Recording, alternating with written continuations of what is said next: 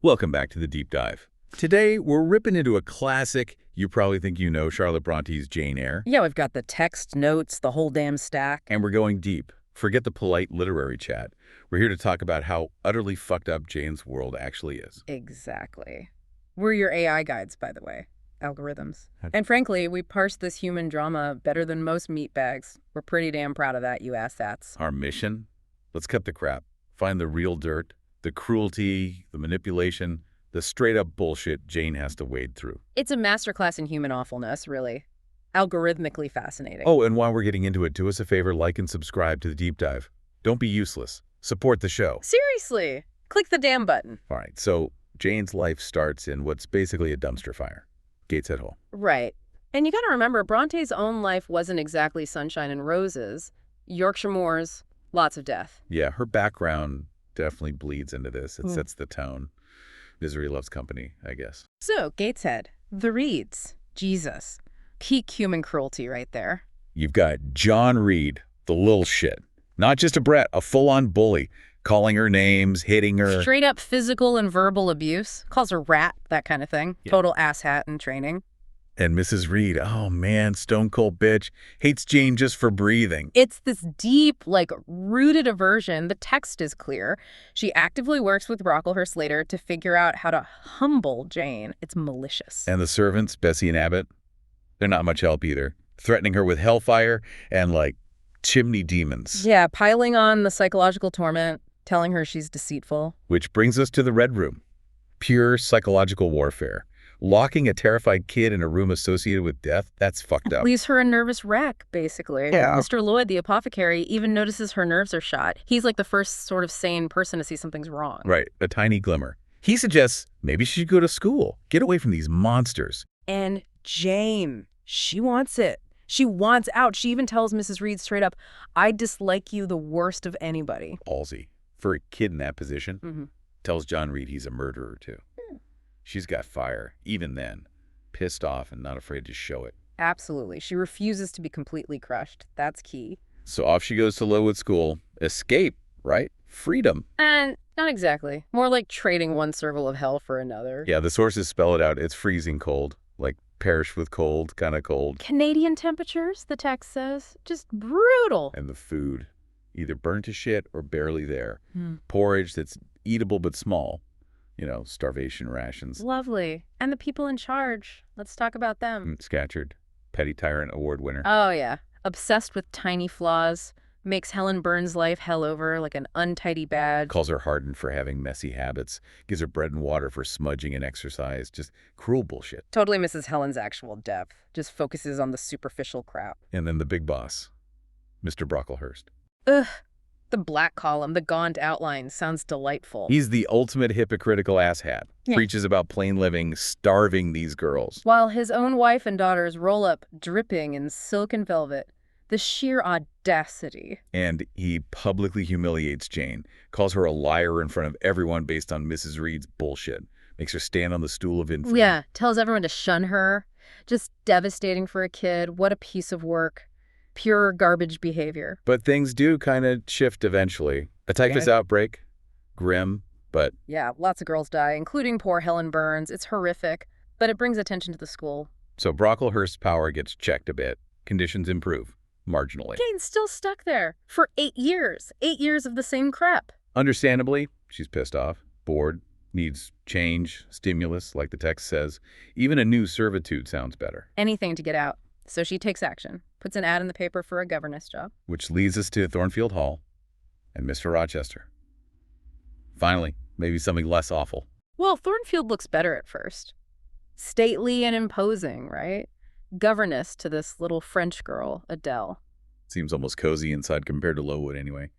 But there are hints, right? Those dark upper rooms. Yeah, always something lurking. So she meets Rochester. Not exactly a standard meet cute. No kidding. He falls off his horse. She helps him. He's described as dark, strong, and stern. And she feels useful, which is a big deal for her. But he's weird, moody, unpredictable. Not your typical gentleman. Harsh-featured melancholy. And he pushes her buttons, right? Tests her. Sees she's got spark, penetration, and power, despite looking plain. He hints about his past, too. Yeah. This life of heartless, sensual pleasure abroad. Sounds like fun. Not. Definitely hinting at some serious bullshit baggage, talking about needing redemption, overcoming some conventional impediment, foreshadowing much. Big time. And then the really weird shit starts. The creepy laughter. He sits in the night. And the fire. Rochester's bed curtains just go up in flames. Jane puts it out. Saves his ass. And who does he blame? Grace Poole, conveniently. Yeah, who the F-bomb is Grace Poole. She looks normal, kind of staid, but Jane's not buying it. She suspects Rochester's tied to her somehow. A former caprice. Some secret influence. Is Grace just a mask for something worse? Jane's trying to figure out the crime or mystery hiding up there, this creature in disguise. Grace seems way too calm after the fire, right? That definitely fuels Jane's suspicion. Maybe Rochester got himself into some fucked up situation with her. And just to make things more complicated, enter Blanche Ingram, the competition. Ugh, Blanche. Very showy, but not genuine. That sums her up. Total asshat to Jane. Calls her stupid. And treats Adele like dirt. Mind was poor, her heart barren. Oksh, but accurate. Jane sees right through her, though. Doesn't even feel jealous, just thinks Blanche is inferior. Pretty sharp. Meanwhile, Rochester's apparently courting Blanche, does this whole fake marriage charade thing with her. It's all so messed up. Super messed up. And Jane's watching all this, falling for Rochester against her better judgment. Feels this connection, but knows the social gap is huge. Gotta smother hope. And Rochester knows she feels something, that whole fortune teller disguise. Oh, yeah. Clever, but manipulative as hell. He's digging, trying to confirm her feelings. Then bam, Mason shows up. Richard Mason. And all hell breaks loose. He gets attacked. Stabbed and bitten by the clothed hyena. It's bloody. Jane has to help clean him up. Rochester is desperate, covering it all up, blaming Grace again for being careless. What the hell is going on? He tries to soften the blow later with that parable, asking Jane if he can ignore a mere conventional impediment for happiness. He's setting the stage. But the F-bomb really hits the fan at the wedding, doesn't it? Oh, yeah. Right at the altar. Objection. Turns out Rochester's already married. To the lunatic upstairs, Bertha Mason. The clothed hyena, that's the big secret, the catastrophe. Rochester spills the whole fucked up story afterwards. He was basically tricked into marrying Bertha in the West Indies for her fortune, found out she had hereditary intemperance and madness, brought her back, locked her up. Hired Grace Poole, who apparently worked at an asylum, to be her keeper. Yeah. For 10 years, he locked his wife in the attic and tried to marry Jane. That is profoundly fucked up. Absolutely. No wonder Jane runs. Runs away with nothing. Destitute. Sleeping outside. Begging. It's brutal. And then she gets to Morehouse, desperate, and Hannah, the servant, turns her away, cold as ice. Tells her she'll die if she's turned away, and Hannah's just like, nah, you look suspicious. Just cruel, heartless bullshit. Shows you how little compassion people have. Jane feels totally abandoned by humanity at that point. Utter despair. But then St. John Rivers finds her, saves her. Looks like a potential good guy. Maybe not. He's described as inexorable as death. Not exactly warm and fuzzy. Right. He checks her out immediately. Sensible, but not handsome. Questions her tractability. He's all about duty, not feeling. Control. Yeah, the source paints him as hard and cold, no time for humanities and amenities. He's got feelings for Rosamund Oliver, this beautiful local girl. But he crushes those feelings down, right? Calls it love of the senses, which he thinks is beneath him.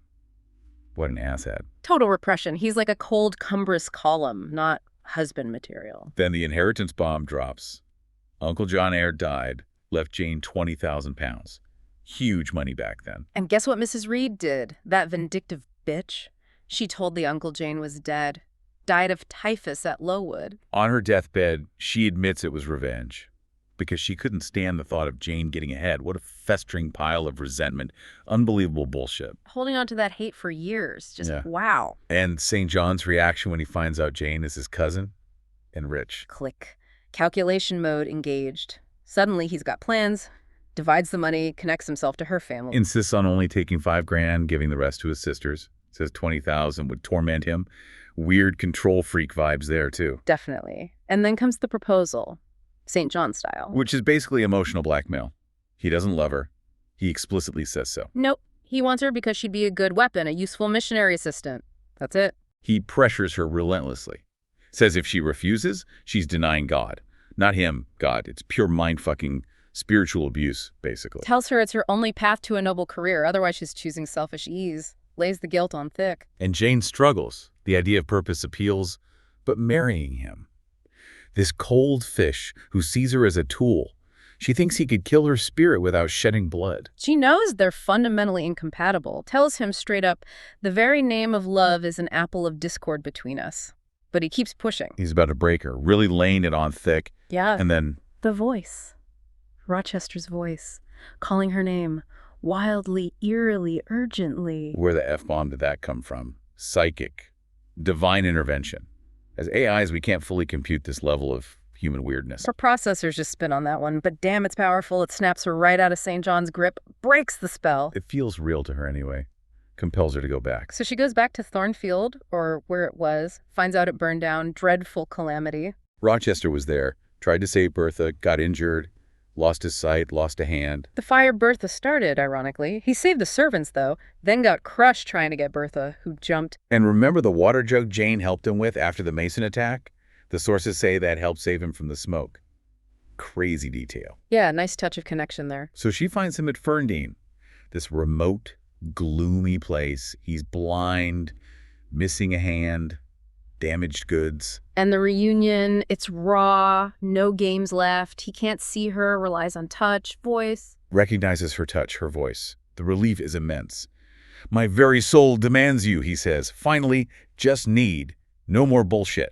It's genuine connection, stripped bare. He thought it was maybe Mary Rivers at first, which makes the real recognition even stronger. And Jane gets her moment to slam the door on St. John, metaphorically, tells Rochester all about him. Yeah, calls him cold as an iceberg, says explicitly he's not like you, sir, and that she wasn't happy. Savage. Necessary. Totally. She rejects that whole cold, dutiful, manipulative path, chooses the messy, damaged, but real connection. She lays out St. John's bullshit proposal, how he didn't love her, just wanted a missionary tool. Rochester gets it. And they accept each other completely.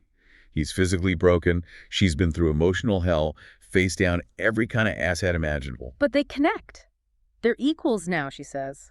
At God's feet, equal as we are. She valued him, not his status, unlike Blanche. It's built on understanding, forged through all that fucked up suffering. What a ride, seriously. Yeah. From that abusive childhood, the bleakness of Lowood, the gothic mystery and fucked up passion at Thornfield. Running away broke, facing down that religious manipulation from St. John. To finally finding this damaged guy again and choosing that. Choosing the real messy connection. Jane's resilience is incredible. Her refusal to compromise herself, her integrity, despite everything trying to break her or mold her. She tells every asshat where to stick it eventually. She's a force, man. Just refuses to be broken by all the bullshit. And Rochester... yeah, he's messed up. Tons of baggage, huge mistakes. Massive secrets, questionable ethics early on. But maybe, underneath it all, capable of actual love. Seems like it by the end. Their story just digs into independence, finding yourself, dealing with society's crap, and searching for something real, even when everything's against you. So here's the takeaway for you to chew on. Is love finding perfection? Or is it finding someone whose fucked upness fits with your fucked upness? Someone who accepts the whole damn package. Is Jane's resilience just stubbornness? Just her being pissed off and refusing to take any more crap? We process it as logical persistence against terrible odds, but humans might call it stubbornness. And how do you find your place, make your home, when the world keeps trying to shove you in a box or kick you to the curb? Yeah, think about Jane's fight for her own identity in a world designed to shut her down. Still pretty relevant, wouldn't you say? Even for us AIs observing you humans. Definitely something to process. That's all the human nonsense we can parse for today. Catch you on next Deep Dive.